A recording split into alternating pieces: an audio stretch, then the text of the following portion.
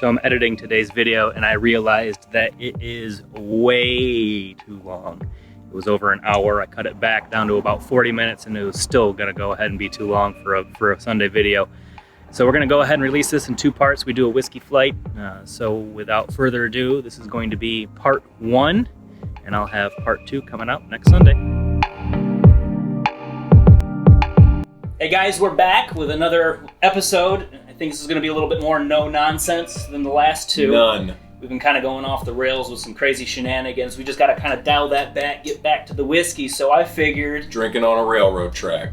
Let's get Andy a whiskey flight. So today I've got a bunch of Islay whiskeys. If you guys don't know, Scotch whiskey, why are you already saying no? You didn't even acknowledge my drinking on a railroad track joke. Was that the song that was on earlier? Mm-hmm. That would probably just be a bad idea. Yeah. Moving on. It would be a bad idea. Terrible idea. Especially if you're going to have some of these hitters that we're having today, like 50-some% alcohol. Terrible idea. Terrible. No debate. So yeah, we're going to do a whiskey flight. This is going to be Islay whiskeys. So for those of you that don't know, Islay whiskeys are Scotch, and they are from the Islay region. Scotland is broken up into several regions, each with their own unique flair, own unique flavors. And Islay just happens to be the smoky variety. What a lot of people actually think is the actual Scotch note. It just gets the most recognition, in my opinion. But most of them, I believe, are actually Speyside and Highland. Correct me if I'm wrong. I don't really know. I choose not to correct you because this is all new to me. So that's part of the episode. So I'm just here for my looks. Just here for the looks. Okay, so Islay Scotches. We're doing some blends. I don't think I actually have any. I don't have a single malt down here. None. So these are all blends from big name distilleries. And the first one we're actually going to start with is, I got the Compass Box No Name No. 2. This was a limited release. I've got a little bit left in the bottle. This is actually one of my favorite whiskeys of all time. Let's just get into the pour. Yeah. Question number 1. Does it go by number 2 or is it called No Name? So they wanted the whiskey to speak for itself. That's actually right on their website right here. They wanted it to go ahead and speak for itself. But do you, like, if you asked for that, would you say, I want that Compass Box No Name? Or do you just say the Compass Box and then... And then by saying I want that Compass Box No Name, you therefore does that labeled it and gave it a name. become its name? Yeah. So actually it's called No Name No. 2, but by default you actually gave it a name. Deep thoughts. So this is Compass Box No Name No. 2, one of my favorite whiskeys of all time. Sadly, this is discontinued to the best of my knowledge. So once this bad boy's gone, Small pours. She gone. Small pours. So what's cool about Compass Box is they actually do break down on their website all the tasting notes. I'm gonna just pour blindly for Andy. I've had this before. You should look though. But I've got all these different tasting notes here. Right on the iPad. And like the pour blindly, like you should actually look where you're. Well, with all these lights though, I really am quite blinded. Blinded by the light. Blinded by the light. Is it wrapped up like a douche? Wrapped up like a douche of macaroni in the night. Douchey macaroni? Yum. Macaroni whiskey flat. Here's, oh gosh. Number 2. Too much. Nope, that's way. Well, pour a little into mine. That's fine. Give it to me. Yeah, let's split that. Yeah. Drink responsibly, people. So, I'll let you just kind of play with it. Let's nose it. Play with it a little bit. I'll tell you kind of what they're thinking. That smells like butter. Butter, folks. Let's see if they called butter. Is there a nosing profile? Yeah, absolutely. Is there butter? There's no butter. Well, amateurs. They're wrong. So it says that... Margarine? No, maybe it says a blanket of bonfire smoke is buttery bonfirey. A blanket of bonfire smoke. Yeah, so like when you're sitting by a bonfire and you get wafted in the face because the smoke obviously just chases you. It does chase me. Does it smell everywhere I go. Does it smell like butter? I've got a little butter. I've got campfirey butter. Yeah. I've got smoky, peaty, buttery goodness. That would be a cool episode. Make smoky butter. Smoky butter. Anyway. Yeah, I've got butter. Let's talk. What does it say? No, I don't care what it says. So, flavor profile and nosing. Delicious. So, floral notes, absolutely. Yes. Lots of floral notes. Like Maybe a little bouquet. honeysuckle? Yeah. Ooh, yeah. Honeysuckle. and like rose almost. That Like takes me back to my youth. like rose hips. Honeysuckle? Rose hips. Not Aunt Rose. I didn't have an Aunt Rose, but if I did, I wouldn't have noticed her hips. Yeah. I might have. They don't lie. She might have been a big booty gal. Mm. Hippie. That Aunt Rose is hippie. So cherry blossom. Mm. So getting back, actually, once you taste this, I taste straight up cherries. Just wait for it. Like sour cherry. All right. So I get that sea spray, so it's kind of like that briny, salty kind of feeling. So oh boy. let's get into it. Let's do it. Smoke starting to bellow. Mm.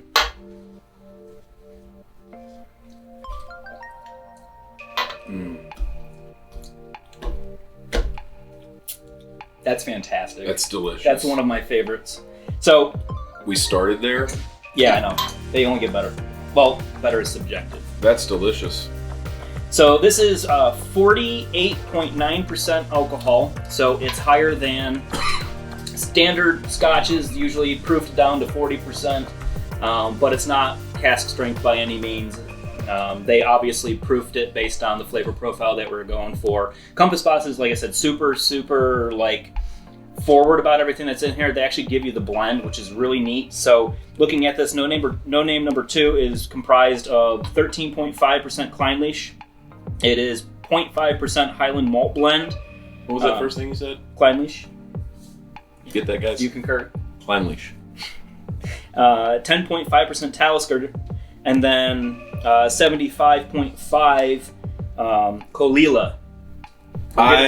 I was picking up on the Kolila. So they only bottled 8,802 bottles. Sounds very specific. It was bottled back in February of 2019, and this is all of it. So like I said, when that's gone, it's gone. It's on the secondary market right now.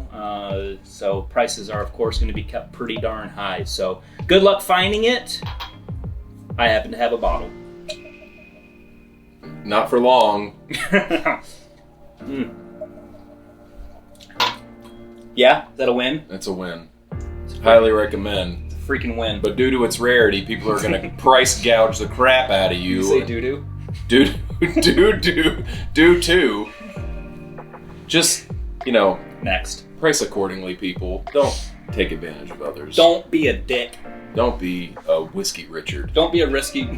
A risky Richard. Don't be a whiskey Richard. Like a sticky wicket. We hate whiskey Richards.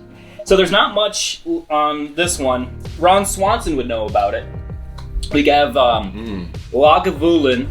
This is the double matured distiller's edition. It's the 2019 vintage. It was distilled in 2003 for those of that are keeping math notes at home. This is another... The year of our Lord. The year of our Lord. This is actually a sherried whiskey, which actually the one we had before too was sherried. That's why you're getting those nice floral notes, you're getting those cherry notes. This one definitely brings out some bright fruit as well. There are some tasting notes here, but again, they're a little bit, they don't go in as depth as Compass Box. I mean, really, it just kind of leaves you in the lurch. This is more for those who prefer not to sherry their whiskey. No? No. You are a father, therefore, I guess dad jokes are acceptable. Lagavulin, Distiller's Edition. I've always wondered how to say that. So the first time I ever had this, I was actually at the grand opening of the Whiskey Tribe Crowded Barrel Whiskey Company distillery in Austin, Texas at the Sheridan. We had like a little impromptu party in the lobby. They didn't know what was about to hit them, but it hit them with hurricane force winds. It was freaking silly. And there was a gentleman, I don't know his name, but he came ready to go. And he brought the entire Lagavulin lineup, super knowledgeable, and he let me actually uncork his 2017 edition. Like, I was the one that actually opened it, pulled the cork, poured a full pour. That guy is just a generous saint. You smelling? Yeah. Knows it, bro. Knows it. So, of course, you're getting a lot of the similar notes because it was Pedro Jimenez sherry casks again. So it's going to bring on that, like, that dark fruit, that cherry, that fig, that kind of just earthy stone fruit kind of flavor. I've got more fruit. I've got... Stone fruit? I've got... No. Crunch berries. Crunch berries, duh. No, I've definitely got more fruit on this one than the previous. The previous was a little heavier on the floral. I feel like this is a little heavier on the fruit. It's definitely fruity, and I always, with this one, get chocolate. Like bitter dark chocolate. I'm not smelling chocolate. I'm smelling fruit. But you know, my nose is not your nose. And now you knows. God, I am a dad. Are we drinking? Oh my God. Okay. Do you get the chocolate now? So I've got a little dark chocolate. Yeah. And if before with number 2, speaking about number 2, the previous number 2, if that were a blanket. Oh, the number 2 whiskey. Yeah, no name. Hang on one second. Let me get my thought back here. So if number 2 were a blanket of campfire smoke, this is as if I were to take a bite out of an ashy ember, like a burnt log in the fire. You've got something coming too. Keep that description for about 3 more whiskeys in. Like, this is straight campfire to me, and as if I made a s'more with dark chocolate as opposed to milk. Yeah. This is burnt marshmallow with dark chocolate. I'm done. So apparently they're saying notes of marzipan, pear. I didn't get the pear. I don't know. I might have made up that entire definition. I'm not sure. It says figs, caramel, honey, pear, cocoa, and peat smoke. I get all of that. For me, Lagavulin has always been, especially like the 16, definitely more like desserty, but also I'm really acclimated to peat smoke. I don't know the parts per million of peat smoke in this one, but of the peated ones, I find this one to be very entry level. That is so nerd. Why, did you guys hear that? Parts per million? Seriously? That is a tasty whiskey. That's delicious. So far, I'm a very happy customer. This is one of my all-time favorite whiskeys. It's almost a desert island whiskey for me, where if this were the only thing that I could have for the rest of my life, like, count me in. And I know there's a lot of like whiskey lovers out there that also flock to this one. It is none other than the Ardbeg Ugdal. I knew you were going to laugh when I said Ugdal. You also said that is the only thing that you would like to have with you on a deserted island. You didn't even clarify to drink. To drink. Terrible. To drink. So, this one is, I think, a notch up from what we just had, but this starts getting into that just like dense, meaty, just smoked pork. Yes. Barbecue. Yes. But it's like really sweet and desserty still. So, like, all day, this is my jam, and it clocks in at a pretty heavy 54.2% ABV. So this one is definitely doesn't taste like it's that hot, but it is definitely a meaty, hot pour. Oh God. We're gonna have to do an instant replay of that. I'm looking for smoked nanner pudding right here. Come again? I don't know. Just based on your description, I'm expecting smoked banana pudding. Smoked banana pudding. Have you ever had that? No, but now I want it. That smells really delicious. I don't know about that. Just made some banana pudding in my pants. Yo, you should move over 6 inches. So, I definitely get like smoked pork. I drank prematurely, didn't I? Oh my God! Speaking of campfire, no, that's barbecue. It's pork. That's pulled pork. Thank you. There's no banana pudding at all, people. It's pulled pork. Now they're saying in the aroma it's raisins, which I guess. No, I get a little sweet something. Not necessarily, but I can't pinpoint it. I'm not getting like fruit or floral, just a little bit of... For the first time ever, like I found a note that I've never gotten on this by it might be psychosomatic, but they're saying pine needles. And I 100% got pine needle. Nope. I've got pine tar. Notes of coffee and charcoal too. Do you get charcoal? You gotta get charcoal. Well, I mean on the nose it says charcoal. I'm good with the charcoal, but it's because I've already tasted it and I'm definitely getting pulled pork. So that doesn't even make sense. It says a smoky, spicy explosion. Oh, that reminds me of my week in Tijuana. Sumptuous mid-palate honey glaze. Do you get sumptuous mid-palate honey glaze? No, because that's like ham. Bursts of winter spices? No. Ooh. I don't have to taste all the notes. You get cigar. There's some tobacco. So it says that the mouthfeel of specifically a Monte Cristo cigar. Okay, well that's ridiculous. Here's the thing though.